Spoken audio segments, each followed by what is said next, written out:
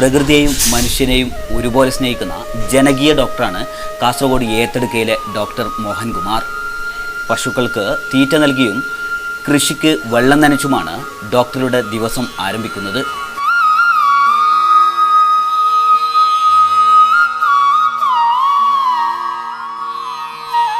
സ്ഥിരമായിട്ടുള്ള പോലെ തന്നെ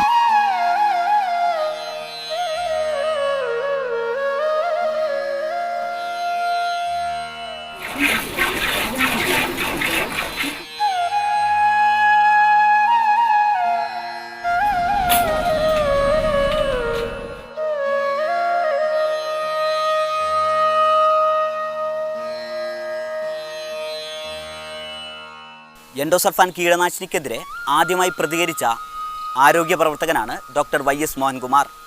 തൻ്റെ ക്ലിനിക്കിലെത്തുന്ന രോഗികളുടെ ഭീകരത കണ്ടാണ് അദ്ദേഹം സമരരംഗത്തിറങ്ങുന്നത്. എൻഡോസൾഫാൻ സമരത്തിലെ മുഖ്യ കണ്ണിയാണ് ഏത്തടുക്ക ഗ്രാമത്തിലെ doctor YS Mohankumar. 1996 doctor Kerala medical ജേണലിൽ എഴുതിയ ലേഖനത്തോടെയാണ് ഒരു നാട് എൻഡോസൾഫാൻ മൂലം രോഗാതുരമായ വിവരം ആദ്യമായി പുറം ലോകം അറിഞ്ഞത്. എഴുതിയ കുറിപ്പിന് വലിയ പ്രതികരണമൊന്നും ഉണ്ടായില്ല. പിന്നീട് ഡോക്ടറുടെ നേതൃത്വത്തിൽ സമര കൂട്ടായ്മകൾ പിറന്നു. കീടനാശിനി തെളിക്കുന്ന ഹെലികോപ്റ്റർ തടയുന്നത് ഉൾപ്പെടെയുള്ള പ്രത്യക്ഷ സമരങ്ങൾ നടത്തി. ഓരോ വീട്ടിൽ 4-5 പേര് കിടത്തത്തിലുള്ള ഓരോ വീട് നമ്മുടെ പട്ടര ഭാഗത്ത് അത് കണ്ടിട്ടാണ് ഞാൻ ഈ പത്രത്തിൽ ഈ ജേർണലിൽ എഴുതുന്നത്. അതിൽ എസ്പെഷ്യലി ഒരു 2 സ്ട്രീം അവിടെ പോകുന്നുണ്ട്, സ്വർഗ പിന്നെ ഒരു കൊടങ്കിരി സ്ട്രീം പറഞ്ഞിട്ട്. അതിൻ്റെ 2 സൈഡിലുള്ള അധിക വീട്ടിൽ അധിക പേർക്ക് ഇങ്ങനത്തെ ക്രോണിക്കായിട്ട് കിടത്തത്തിലുള്ള പേഷ്യൻസാണ്. അത് ഇതെന്തോ ഒരു വെള്ളത്തിൽ കുടിക്കുന്ന വെള്ളത്തിൽ വന്നിട്ട് എന്തോ പ്രശ്നം ഉണ്ടായെന്ന് അപ്പോൾ ഞാൻ പത്രത്തിൽ എഴുതിയാണ്. അതിന് ആ ടൈമിൽ ആരും റെസ്പോൺസ് വന്നില്ല. 2000 നമ്മൾ എൻഡോസൾഫാൻ ഉണ്ടാവും ഇതിനെ കൊണ്ട് ഈ ഇങ്ങനത്തെ അസുഖങ്ങൾ വരാമെന്ന് പറഞ്ഞത് നമ്മൾക്ക് മനസ്സിലായി. അപ്പോൾ നമ്മൾ ആദ്യം നമ്മളെ ഉക്കിനടുക്കത്ത് പോയിട്ട് ഇതേ നമ്മളെ പുതിയ മെഡിക്കൽ കോളേജ് വരുന്ന സ്ഥലത്ത് തന്നെ നമ്മൾ ഹെലികോപ്റ്ററിനെ അവിടെ തടഞ്ഞത്.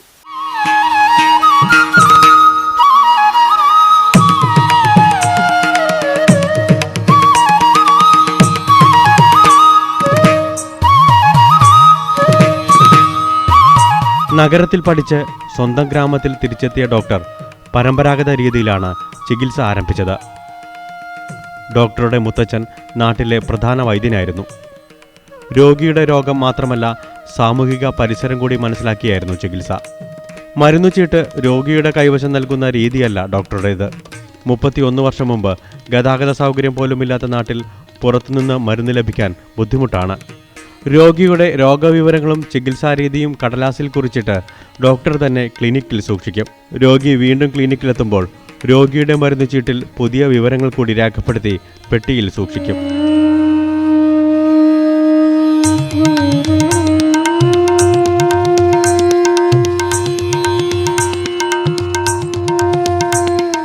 ആയിരത്തി 1982 പെഡ്രെ വില്ലേജിലെ വാണിനഗറിൽ ഡോക്ടർ ക്ലിനിക് ആരംഭിച്ചത്.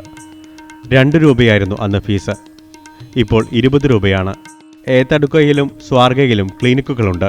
മരുന്നുവിലയും 20 രൂപ ഫീസും കൊടുക്കാനാവാത്ത പാവങ്ങൾ ഇപ്പോഴും ക്ലിനിക്കിലെത്തുന്നുണ്ട്. ഇവർ ബാക്കി പണത്തിന് അവധി പറയും. രോഗികൾ ഫീസിനും മരുന്നുവിലയ്ക്കും കടം പറയുന്ന ക്ലിനിക്കാണിത്.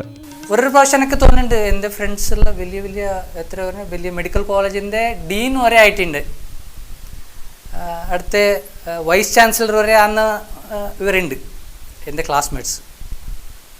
അപ്പോൾ ഒരു പ്രാവശ്യം എനിക്ക് തോന്നുന്നു ടൗണിൽ പോയിട്ടുണ്ടെങ്കിൽ ഇതുപോലെ ഞാൻ വലിയ ഇതാക്കിയിട്ട് വലിയ ഫ്ലാറ്റ് ഇതെല്ലാം കെട്ടിട്ട് ഇങ്ങനത്തെ.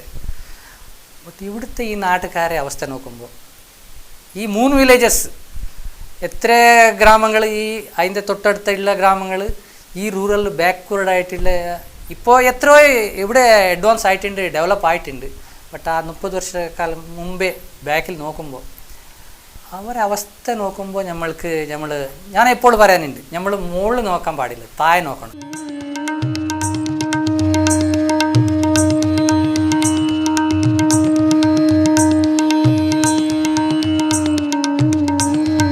നല്ലൊരു കർഷകൻ കൂടിയാണ് ഡോക്ടർ. കുടുംബത്തിന് 4 ഏക്കർ തോട്ടമുണ്ട്.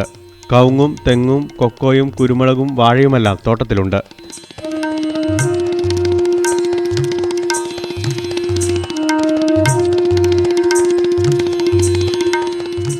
ചെറുതുണ്ടാകുമ്പോഴേ എനിക്ക് കൃഷിൻ്റെ ഒന്നിച്ചിട്ട് ഞാൻ വിളഞ്ഞത്.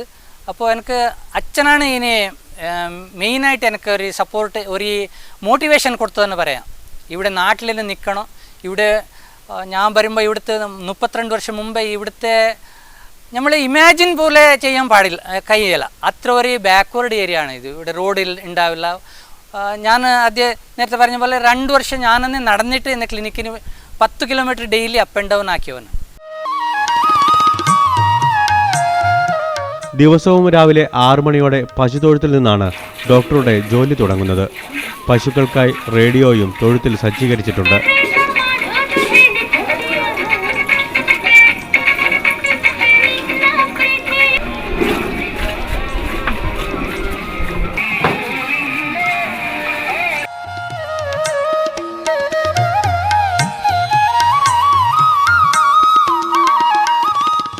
പാചകത്തിനുള്ള ആവശ്യത്തിന് ബയോഗ്യാസ് പ്ലാന്റും തൊഴുത്തിനോട് ചേർന്ന് സ്ഥാപിച്ചിട്ടുണ്ട്.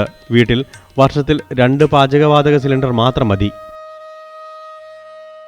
1-2 പശുകളുള്ള ഒരു ഫാമിലിക്ക് ഒരു നമ്മളെ ഡെയിലി യൂസിന് വേണ്ടത്ര ഗ്യാസ് ഇതിൽ ഇഷ്ടം പോലെ വരും. നമ്മൾക്ക് എല്ലാ ആവശ്യത്തിനും വേണ്ടത്ര ഗ്യാസ് എപ്പോഴും സ്ഥിരമായിട്ട് വരുന്നത്. ഇതിന് വലിയൊരു ചിലവൊന്നും നമ്മൾക്കില്ല. ബയോഗ്യാസ് പ്ലാന്റിൽ നിന്നും വരുന്ന ചാണകവെള്ളമാണ് വളമായി ഉപയോഗിക്കുന്നത്. ചാണകവെള്ളം ഒരു ടാങ്കിൽ ശേഖരിച്ച് മോട്ടോർ ഉപയോഗിച്ച് തോട്ടത്തിൽ തെളിക്കുന്നു. വീട്ടിലെത്തുന്ന രോഗികളെ പരിശോധിക്കുന്നതിനിടയിൽ കൃഷിപ്പണിക്കും ഡോക്ടർ സമയം കണ്ടെത്തുന്നു. സാധാരണക്കാരൻ്റെ ചികിത്സയ്ക്കുള്ള ആശ്രയകേന്ദ്രം കൂടിയാണ് ഡോക്ടറുടെ വീട്.